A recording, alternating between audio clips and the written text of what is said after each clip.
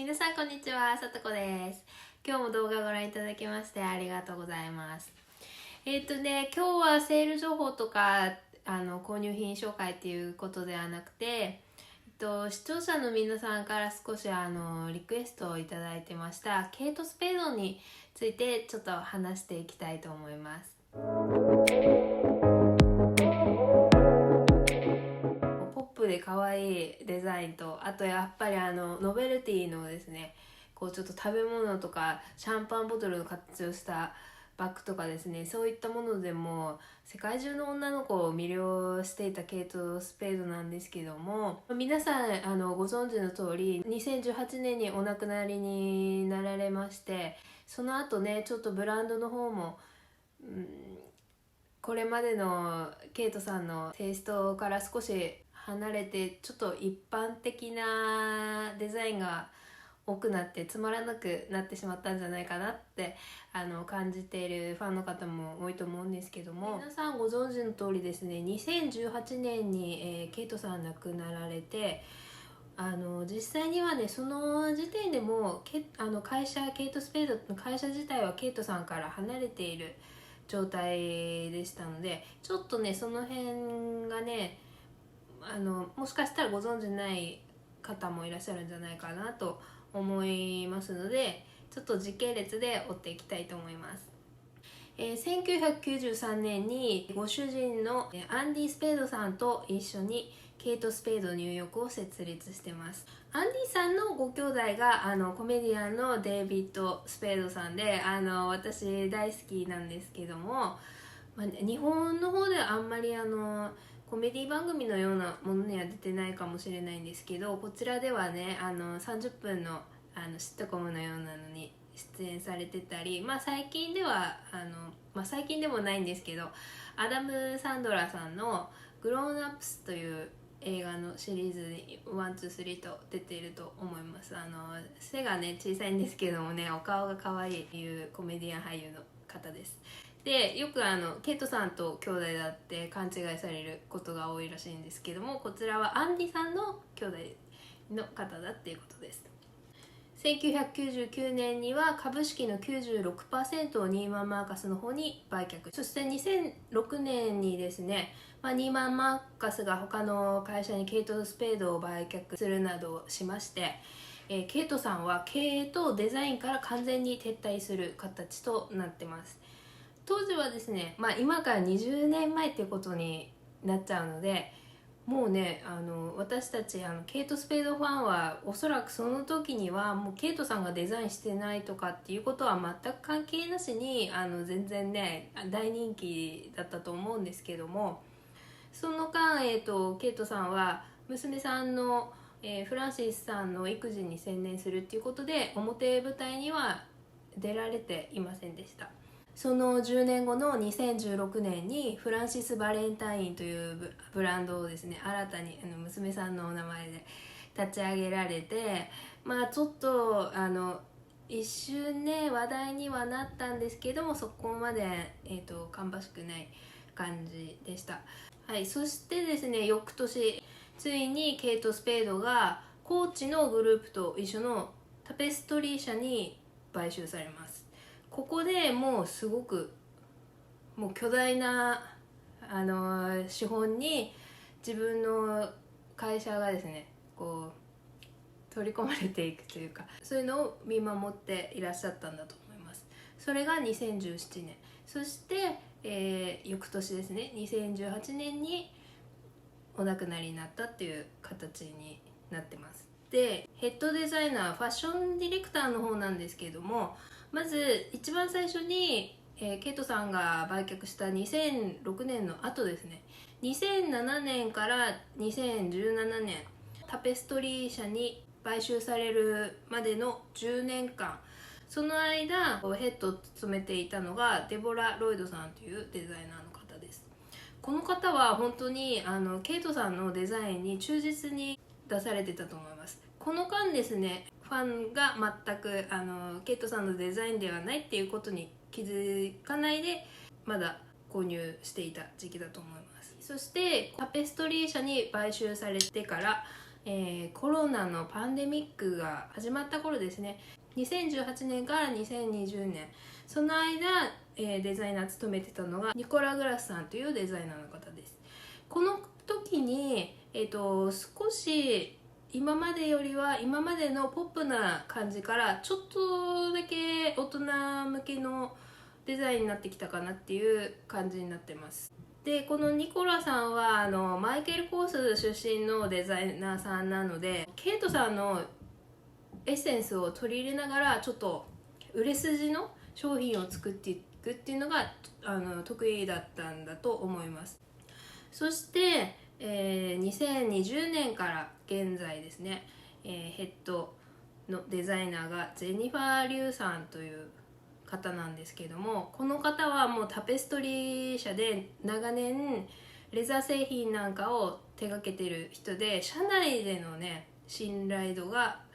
高い方です。この方になってからちょっとケイト・スペードのロゴを変えるとか、デザインのテキスタイルの中にスペードのこうパッチワークのようなのになったりですとかね、モノグラムではないんですけどもこうトートバッグにプリントしてあるのがスペードの形になってるとか、そういう風にしてきたのがこちらのジェニファーさんです。でやはりですね、売り上げが低迷してきてることもありまして、アウトレットでの売り上げが全体の収益を支えていたっていうモデルになってきて、ますますねアウトレット品のセールに頼る売り上げっていう形でですね、皆さんケイト・スペードのニュースレターとかに登録されてるかわからないんですけども、私はしてます。それでもう毎週のようにこの金土日だけこのバッグがいくらのところいくらで買えますとかっていうメールがどんどん来るかと思うんですけども、アウトレット品はもちろん皆さんご存知の通り安い素材で価格を抑えて作られているので価格が実現しているっていうのをご存知だと思うんですが、ケイト・スペードさんはね今回調べていくうちに分かったのが、メールで流れてくる期間限定の商品はさらに安い素材で、低コストで作られているっていうことでした。ですので、これはもう私の単なる予想なんですけども、ケイト・スペードさんの福袋に入れられていた商品っていうのは、もちろん全てアウトレット品なんですけども、その中でもこの週末の、ニュースレターで送られてくる特別価格商品がメインで入っていたんじゃないかなというふうに思ってます。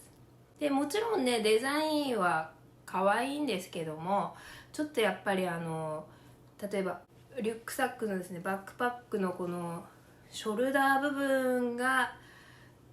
きちっとされてなくて、ちょっとナイロンのペラッと1枚ついてるものだったりとか、パイピングですね、そこが一見レザー風なんですけどもそこが合成素材だったりだとかですね、そんな風になってるようです。私いつもお世話になってますユーズチャンネルさんのユウさんのですね、ケイト・スペードの福袋の動画、楽しく拝見させていただいたんですけども、そちらでユウさんがおっしゃってます通り、やっぱりね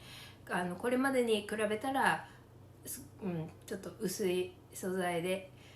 だっていうことなので、そちらの方もぜひチェックしてみてください。ですのでね、アウトレット商品でデザインが気に入って購入されるっていうのは全然いいと思います。ただそのメールで来る今週限りの商品だとかっていうのはその安さでも利益が出てるっていうことですので、私のチャンネルでいつも言ってる金額の価値があるかないかで言ったらないと思いますので、ぜひ、今後気をつけてお買い物していただけたらと思います。これはねですので彼女のデザインが悪かったのでここまで売り上げ落ちたということではなくてですね、タペストリー社の戦略ですね、特にコーチがちょっと一歩レベルアップしたラグジュアリー、そしてコーチアウトレットは相変わらずの人気でですね、すごい売り上げ上がってるんですけども、多分それのモデルを本当はねステップとしては一緒にこう進んでいけたらよかったと思うんですけども、コーチはねいまだにコーチがここまでラグジュアリー化してるのっていうのをご存知なくて、コーチをねまだ安物だとかっておっしゃってる方もね SNS でよく見かけるんですけども、現在のコーチのクリエイティブディレクターは元ロエベのクリエイティブディレクターのスチュワート・ビバースさんです。でしかもロエベの前に勤めていたところもビトン、ジバンシ、ボッテガ・ベネタとかなんですよ。なのでねコーチとフルラなんてまだちょこっと話題出てましたけれども、もしねこちらの動画にたまたまご覧いただけることがあったら、ぜひ一度ねコーチの正規品の方をちゃんと見ていただきたいと思います。はい、それでですね、皆さんご存知の通り、ケイトさんが2017年に実施された際のですね、今は彼女がうつ病だったっていうことが公開されてまして、それでブランド名に傷がつくのが嫌なので治療を受けてなかったとか、いろいろなことが、ささやかれていて、本当にいろんな人がですね、自分の思ったことを公にしてるかと思うんですが、真実はご本人と、もしかしたらアンディさんがご存知なのかもしれませんけれども、実際のところは本当に不明となってます。それでですね、今年はケイトさんの実の姪っ子にあたりますレイチェル・ブロズナハンさんが、監督を務めまして、ケイトさんの死にまつわるドキュメンタリー映画をリリース予定となってます。外の人たちがガヤガヤ言うのがね、多分本当の家族からしてみれば耳障りなのかもしれません。レイチェルさんはですね、Amazon ビデオのマーベラス・ミセス・メイゼルの主役やってらっしゃる女優さんで、もうねこちらはファッションすごいので見てほしいです。まだご覧になってない方はもうね、私はこのドラマもちょうど2017年ぐらいだったんで、ちょうどコロナ禍を挟んで放送してたんですけれども、もう毎週毎週ね、私はこのレイチェルさんのウエストの細さとどんどん出てくるね、もうドレスに心躍らされて、もうコロナ中ダイエットしようとかも毎週思っているんですけどもうね、ぜひぜひぜひ見てください。ファッションもそうですけどストーリーも面白いので全然飽きずに見ることができると思います。今年ねこのドキュメンタリーが公開されれば本当のことといいますか、いろいろが明らかになってゴシップをシャットダウンできるんじゃないかなと思ってとても楽しみにしてます。はい、今日も動画最後までご覧いただきましてありがとうございました。また次の動画でお会いします。